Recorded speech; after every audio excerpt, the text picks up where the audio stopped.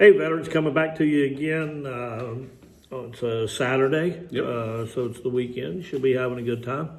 But today we wanted to talk to you because of the trip I took and taught the veterans that I talked to on that trip with Reach Across America. I'm just telling you, I know we've talked about some of this before, but it is worth reiterating because we still have vets out there who are not getting it, especially the newer vets that are coming out. But the most common myths about filing your VA claim. We're going to harp on this until everybody gets their claim filed.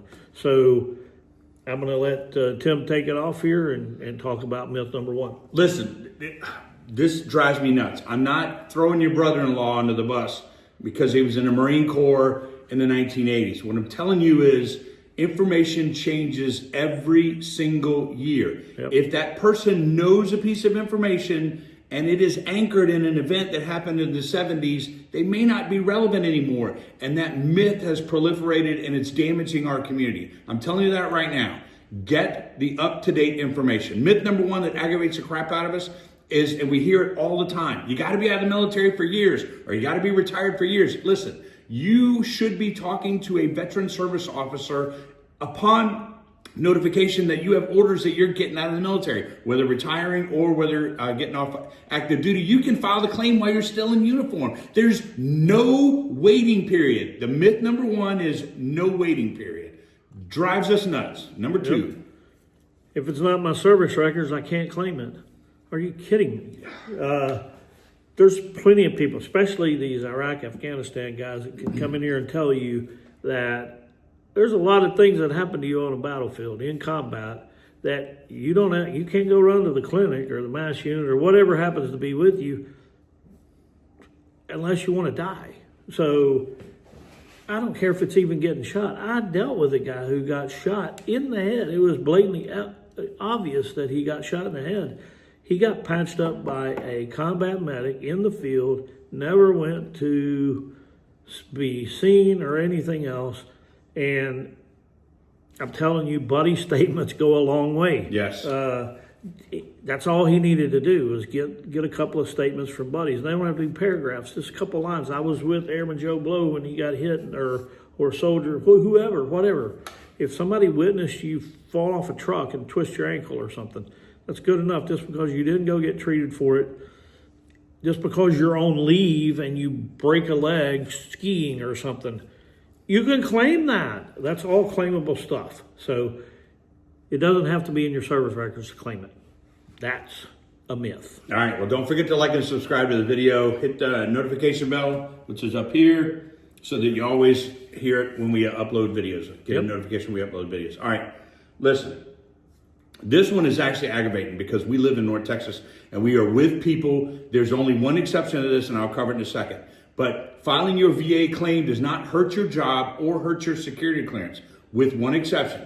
If you're a pilot and you are getting VA rated, you have to put your physical into the system, and the FAA actually has access to that. That can negatively impact your employment opportunities. But the rest of it is nonsense. That's the one example. And I would even go back and check because that rule just changed. There used to be the FAA and the VA had separate filing systems so that the pilots could get their VA claim done and still get a flight physical, but that has not since been corrected. And that's firsthand from a pilot who is drawing VA benefits and was an active pilot in a major airline here. So I would even check to see if that's current. Filing your VA claim does not hurt your job security or it does not hurt your security clearance.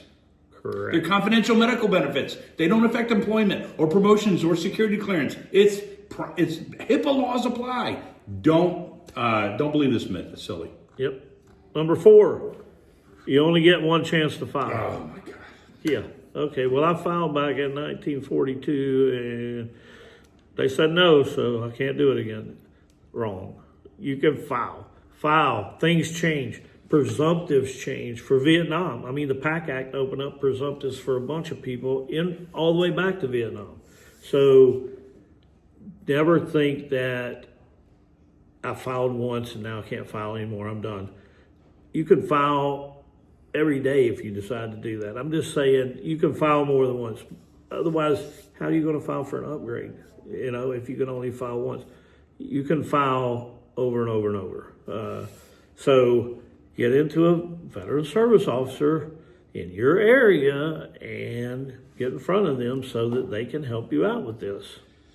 Listen, we use this example all the time. I'm telling you, this is where it actually matters. The United States government put an 18-year-old in the gold footprints in San Diego in 1965, trained him, sent him to Vietnam, brought him home, and then put him in the medical system inside the United States. They know what this Marine looks like all throughout the 1970s, all throughout the 1980s, and all throughout the 1990s.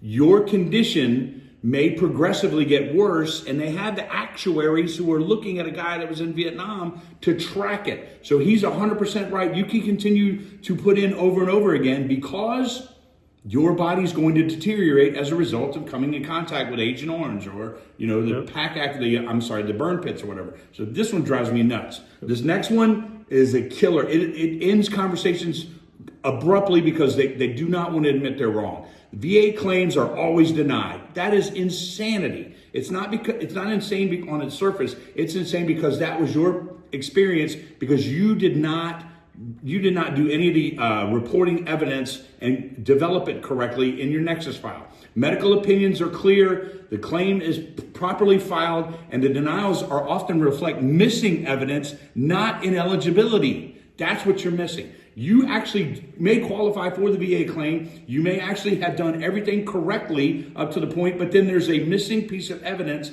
at the trigger. Just refile. It's your money. Just because you were denied does not mean the answer is no. It's your claim. Yep. So I'm tired of that myth too. That's another really weird one. Yep. Go ahead. Number 6, Tim. If the VA denied me once, I'll never win. Oh my God. Another one. Wrong. Because you have appeal processes. There's 3 different types of appeals you can do. So get with your service officer representative and find out what's best for your particular claim. It could be different for each claim. And some claims, you do get the paperwork back and it says you can't file this review, but you have the other 2 options open to you. So that's where these VSOs are worth their weight in gold. They help you navigate the VA system. So it's vital that you have somebody watching your back. That's a VSO. Get in there. Just because they deny you doesn't mean you can't refile. If you can get the Nexus letter, the proof you need, refile it. It's not a big deal. These are aggravating too. They are. Listen, myth number 7. You need a lawyer to file a VA claim. Wrong. Listen, Tim and I belong to an organization that is actively fighting this in Congress. No claim shark. We got a great friend at the Department of Texas. His name is Mitch Fuller. He always comments about this on social media. If they take a chunk of your paycheck today as a result of you filing, their rules say they may get it every time you upgrade, regardless of whether you use their services or not. They are not part of the process. You're supposed to go to a VSO. We personally enjoy using the VFW, but you do not need a lawyer to claim your initial file. You just need an accredited claims agent. Lawyers typically are used after the denial process, not at the start. And let me tell you something. He's right. There are 3 different appeals processes. Once that's all exhausted, if the answer continues to be no, then maybe somebody will recommend you use a lawyer. But the answer is not actually no. It's the current body of evidence that you have put in front of us does not warrant the claim. It's not no. It's what we're looking at is not going to merit us writing a check for your VA claim. Number 8. Mental health claims are weak and not real. Oh, it's all in your mind. Of course it is. It's mental health. Hello. File your your PTSD, and you will get a C&P exam. Everything you file, you're going to get a C&P exam. It depends on what you file as to how extensive that is and what it looks like. And so we can't sit here. It's not a cookie cutter for everything. PTSD, anxiety, depression. There are things that are secondary to PTSD. So that's what a veteran service officer will understand and know. Okay, so I got PTSD and I'm obese. Okay, that can link back to PTSD. But these are not things you're not going to know just on your own. I filed my first claim on my own, and I'll never do it again. Every upgrade I've done, everything I've done, I go through a service organization, because it's a difference in 2 years waiting on my claim to be answered and 47 days waiting on my claim to be answered. So it's like a no-brainer. Use a VSO. Right. But PTSD, oh gosh, they're going to take my guns away. There's a lot of myths that fall under that category. It doesn't mean that. These all depend on certain things, certain variations of PTSD. They may say, you got to wait for a little bit or whatever, but maybe you need that separation time. Who knows? They're the professionals. So file your claims. File everything you're authorized to file. I'm not telling you to lie on a claim ever. Just telling you, if it's bothering you, if you have something to do with something you did in the military, file the claim. All right, number 9. Actually, I've heard this quite a bit, and this is more coming from the global war on terrorism generation. And because we are a complete volunteer force now, this is more of a prevalent perspective. Myth number 9 is the VA disability is charity or welfare. Now, the reality of this is that the VA disability was factored in as soon as you stepped into uniform. It's a benefit of earned through service. Like, it's not a separate income-based welfare item that you have to apply for.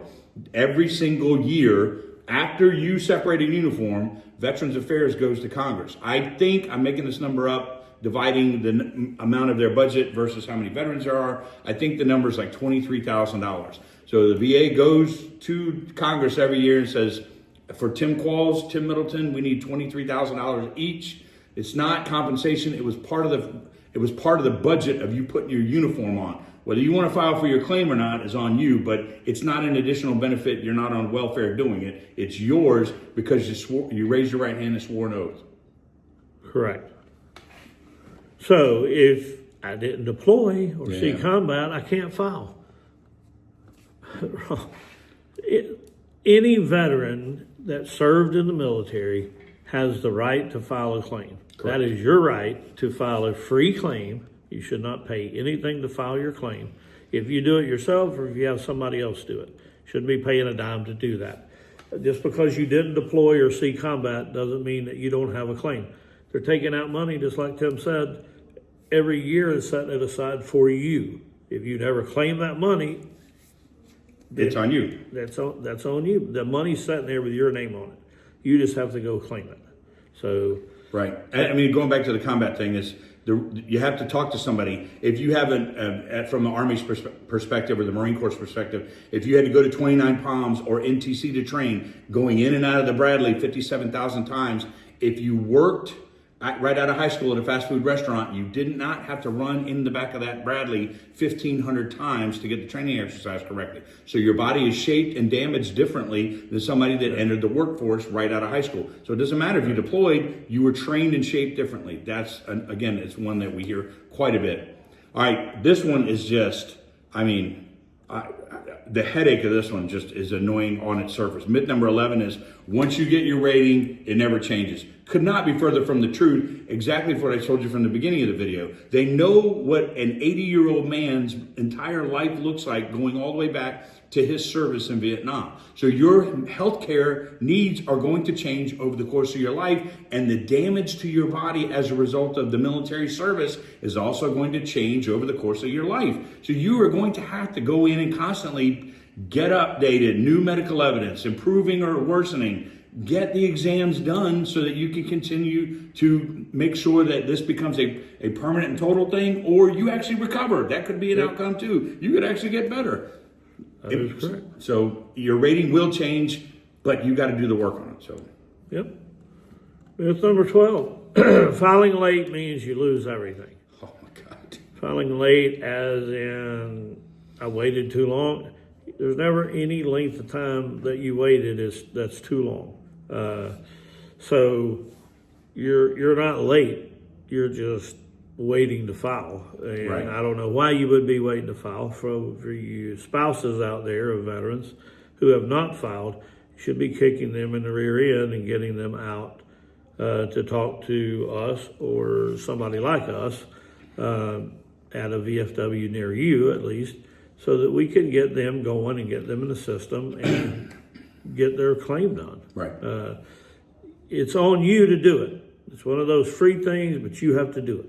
They're not going to come chasing you. No. You've got to do it. So you're not filing late. Just make sure when you get notified of those C&P exams, which is compensation and pension, that you make your appointment. So. All right, listen, if you're ready to stay with your fellow veterans and make your voice heard, we have legislative teams that go to Congress and talk to them about all the stuff that we just covered in this video and across our entire channel. We'd love to have you here. Join us at the VFW. We just, a week ago today, we gave away one of these amazing gaming PCs. Ex-Arribas donated the machine. It's similar to the ones we use in our tournament. Speaking of our tournaments, we're about to give a shot to a Denton ISD high school student, either 11th grader or 12th grader, an opportunity at a Division I school. Check out the rules on our Discord page. The link is below. But our game room is here for veterans mental health needs. Second Saturday of every month, we host a tournament. And now, it's already begun, we're going to start offering scholarship opportunities for high school students. So come to the Denton VFW and check us out. Thanks for everything. Yep. See you next time.